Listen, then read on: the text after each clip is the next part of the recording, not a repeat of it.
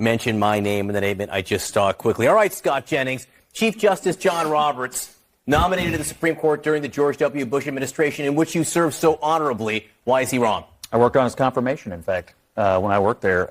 Well, he's not wrong to defend the people in his branch of government. That's what the Chief Justice of the Supreme Court is supposed to do.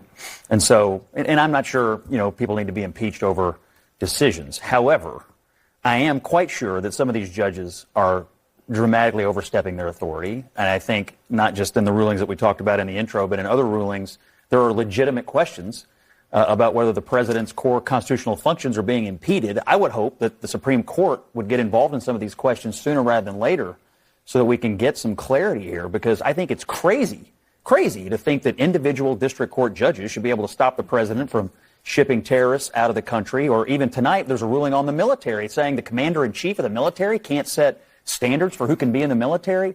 All of these rulings from these individual district court judges, I think it's ludicrous, and the Supreme Court ultimately is going to have to be the final arbiter. So just to understand, are you saying it is wrong that the president called for impeaching a judge who disagreed with him, which is what Robert said? I just heard you say just a second ago that maybe calling for impeachment is too much. Is that what you said?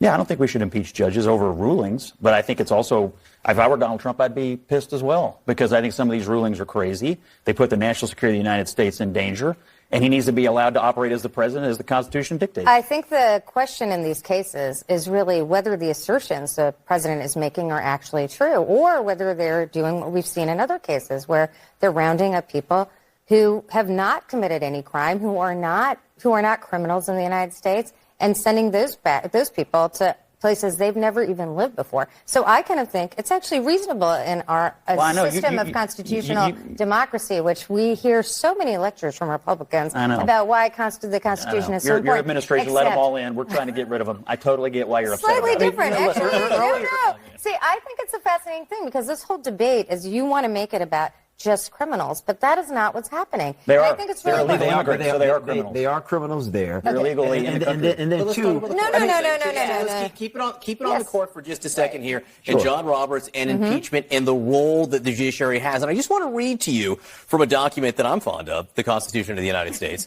Article 3, Section 1, the judicial power of the United States shall be vested in one Supreme Court and